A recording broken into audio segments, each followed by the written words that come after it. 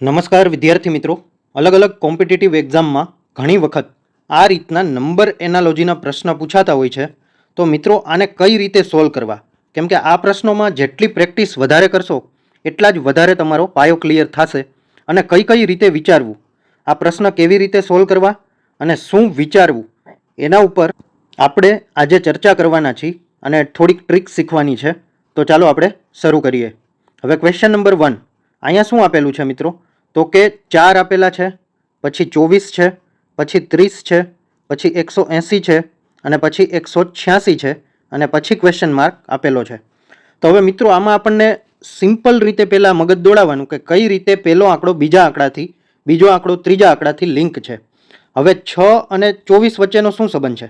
તો કે 4 6 24 થાય, બરાબર. 24નો 30 સાથે શું સંબંધ છે? તો કે 24 ને 6 30 થાય. હવે 30નો 180 સાથે શું સંબંધ છે? તો કે 30 6 180 થાય એટલે ગુણ્યા 6. હવે 180નો 186 સાથે શું સંબંધ છે? તો કે +6. તો હવે 186 થી આપણે ક્વેશ્ચન માર્ક તરફ આગળ વધવાનું છે. હવે અહીંયા એક પેટર્ન ફોલો થઈ છે, અહીંયા જોશો ને તો કે ગુણાકાર સરવાળો ગુણાકાર સરવાળો એ રીતે આગળ વધે છે. તો ગુણાકાર સરવાળો ગુણાકાર સરવાળો, તો હવે આવશે ગુણાકાર, એટલે કે અહીંયા ગુણ્યા 6 કરવાના થશે. હવે 186 ગુણ્યા 6 કરો, 186 ગુણ્યા 6, છાએ છાએ 36, વિદા ચડી 3, 8 6 48 ને 3 51, 51નો એકડો, વિદા ચડી 5, 6 એકા 6 ને 5 11, એટલે કે 3316. એટલે આપણો ઓપ્શન સી જે છે 3316 એ સાચો થઈ જશે. તો હવે તમને સમજાઈ ગયું મિત્રો કે આપણે આ ક્વેશ્ચનમાં શું વિચાર્યું? તો કે ક્વેશ્ચનમાં આપેલો હતું ગુણ્યા 6 + 6 ગુણ્યા 6 + 6, તો એના પછી શું આવે? તો કે ગુણ્યા પ્લસ પછી ગુણ્યા આવે, તો ગુણ્યા 6 આપણે કરી લીધા એટલે 186 ગુણ્યા 6 એટલે 3316 આવી ગયું. તો હવે આપણે નેક્સ્ટ પેટર્ન જોઈશું. 711, બરાબર, 711 812 913 1014 1014 અને પછી આપેલો છે ક્વેશ્ચન માર્ક. તો હવે આવા ક્વેશ્ચનમાં કઈ રીતે વિચારવાનું મિત્રો? તો હવે અહીંયા એક સિમ્પલ વસ્તુ આપેલી છે. શું છે? તો કે એક તમે છેલ્લા આંકડા જુઓ અને પહેલા આંકડા જુઓ. અહીંયા તમે જોશો ને એટલે પહેલી નજરે જ ખબર પડી જશે 11 12 13 અને 14. તો એના પછી શું આવે મિત્રો? 15 આવી જશે, કેમ કે સિક્વન્સ જ છે 11 12 13 14, તો પછી શું આવે? 15 આવે. અને આગળ જુઓ 7 8 9 10, તો 10 પછી શું આવે મિત્રો? 11 આવે. તો આપણો આન્સર થઈ ગયો 3315, એટલે આપણો ઓપ્શન એ સાચો થઈ જશે. હવે આ પેટર્નમાં આપણે શું કર્યું? પહેલી સંખ્યા બીજી સંખ્યાથી કંઈ ગાણિતિક રીતે સંબંધ નહોતો, પણ સિક્વન્સ ફોલો કરતી હતી. 11 12 13 અને 14, પછી આવી ગયા આપણા 15. અને આગળના આંકડામાં જુઓ તો 7 8 9 10, તો પછી શું આવી જાય મિત્રો? 11 આવી જાય.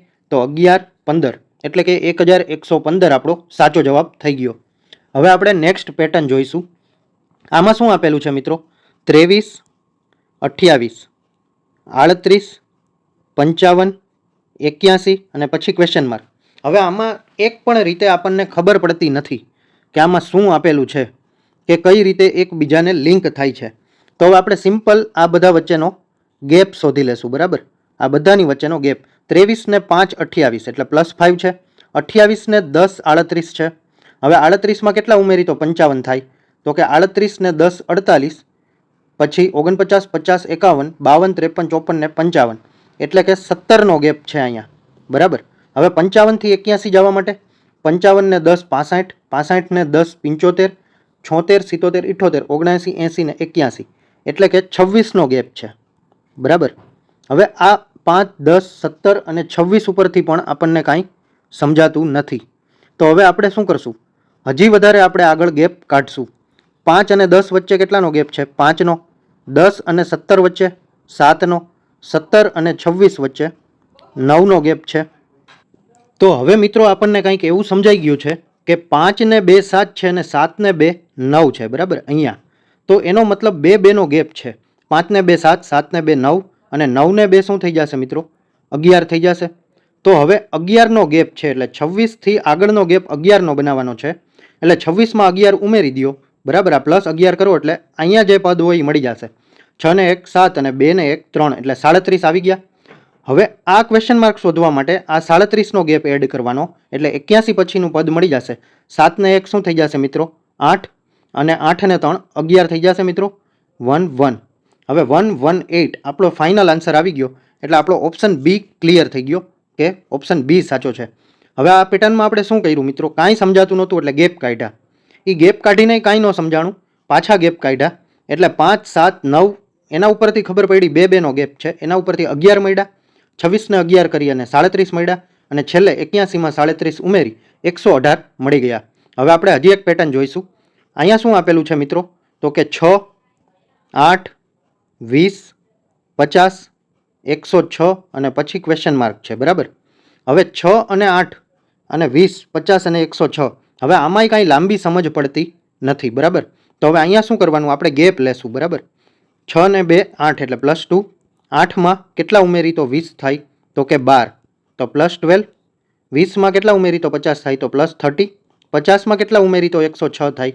તો કે +56, બરાબર. હવે 2 12 30 અને 56, આમાં પણ આપણને જોવા જાય તો કાંઈ સમજાતું નથી, એટલે હજી આપણે ગેપ લઈ લેશું આ બધાનો.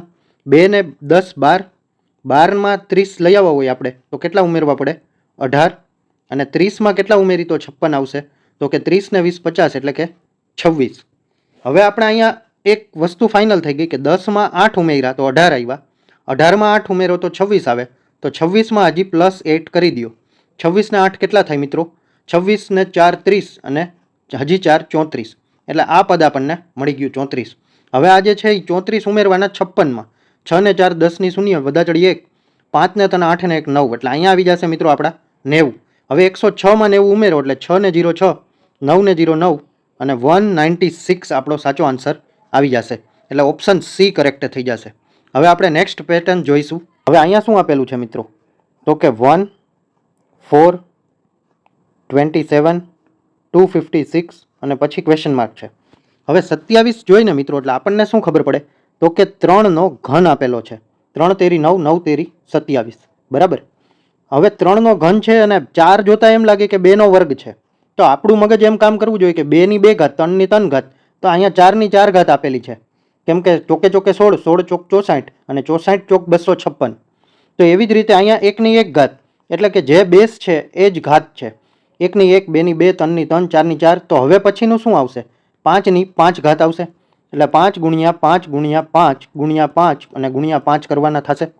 પચું 25, 25 પંચા 125, 125 પંચા 625, અને 625 પંચા કેટલા થઈ જશે મિત્રો? 3125 થઈ જશે, બરાબર. એટલે આપણો ઓપ્શન એ સાચો થઈ જશે. હવે હજી એક પેટર્ન આપણે જોઈશું. આમાં શું આપેલું છે? 1 2 9 64 અને પછી ક્વેશ્ચન માર્ક છે. હવે 9 જોઈએ એટલે આપણને ખબર પડે કે 3નો વર્ગ છે, તો 2 જોતા ખબર પડે 2 ની 1 ઘાત છે, તો 64 જોતા ખબર પડે કે 4 ની 3 ઘાત છે, 4નો ઘન. અને અહીંયા 1નું શું લખવું? તો કે 1 ની 1 ઘાત 1 જ થાય, પણ 1 ની 0 ઘાત છે પેટર્ન મુજબ, કેમ કે અહીંયા શું છે? 1 2 3 4 પછી આવશે 5, અને ઉપર 0 1 2 3, તો પછી આવશે 4, એટલે કે 5 ની 4 ઘાત જવાબ આવશે. નીચે જે બેઝ છે એના કરતાં 1 ઘાત ઓછી છે, 1 ની 0, 2 ની 1, 3 ની 2, 4 ની 3 અને 5 ની 4 ઘાત. 5 ની 4 ઘાત એટલે 5 ગુણ્યા 5 ગુણ્યા 5 ગુણ્યા 5. હવે 25 25 પંચા 125 પંચા 625 આપણો આન્સર આવી જશે, એટલે કે ઓપ્શન ડી ઇઝ કરેક્ટ. હવે આપણે હજી એક ઓપ્શન જોઈશું. હવે આમાં શું આપેલું છે મિત્રો? 3 11 27 અને 59. હવે આમાં એટલો બધો ગેપ નથી કે ઘાતની રીતે કરી. હવે આમાં શું આપેલું છે મિત્રો? અહીંયા જોઈ લ્યો તમે, 3 થી 11 લઈ આવવાના છે, તો 3નો વર્ગ આપણને ખબર છે 9 થાય, 9 + 2 11 આવી જાય. હવે 11 થી 27 લઈ આવવા માટે 11નો વર્ગ કરી તો 121 આવી જાય, એટલે આ મેથડ કામ નહીં કરે, તો આપણે અલગ રીતે વિચારવું પડશે. તો કઈ રીતે વિચારશું? ગુણાકારની રીત જોઈશું, કેમ કે સતત આંકડા મોટા થતા જાય છે.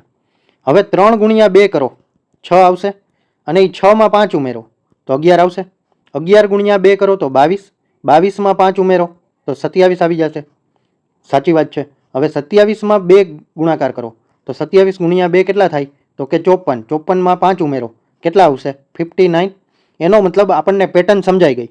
પહેલાં ગુણ્યા 2 કરો, પછી +5 કરો, તો 59 આ જે છે પદ એને ગુણ્યા 2 કરશું આપણે. 59 ઇન્ટુ 2, 9 દુ 18, વધા ચડી 1, 5 દુ 10 ને 1 11, 118 થઈ ગયા. એમાં 5 ઉમેરો, 8 ને 5 13 નો તગડો, વિદ્યા ચડી 1. હવે 2 1 ને 1 2 અને 123 આપણો સાચો જવાબ આવી જશે. તો ઓપ્શન એ આપણો સાચો થઈ જશે. હવે મિત્રો આ અલગ અલગ પેટર્ન છે, આની પ્રેક્ટિસ હંમેશા કરતા રહેજો. અને આ વિડીયો જોઈ તમારા નોલેજમાં વધારો થયો હોય તો વિડીયોને એક લાઇક જરૂરથી આપી દેજો. મેથ્સના કયા ચેપ્ટર વિશે શીખવા માગો છો એ કમેન્ટ કરી જરૂરથી જણાવજો. તમારા મિત્રો કોઈ તૈયારી કરતા હોય તો એના વિડીયો અચૂકથી શેર કરી દેજો. અને ચેનલમાં નવા હોય તો ચેનલને સબસ્ક્રાઈબ કરી લેજો અને બેલ આઇકન પણ દબાવી દેજો, જેથી કરીને આવનારી એક પણ અગત્યની માહિતી આપનાથી મિસ ન થઈ જાય. ધન્યવાદ.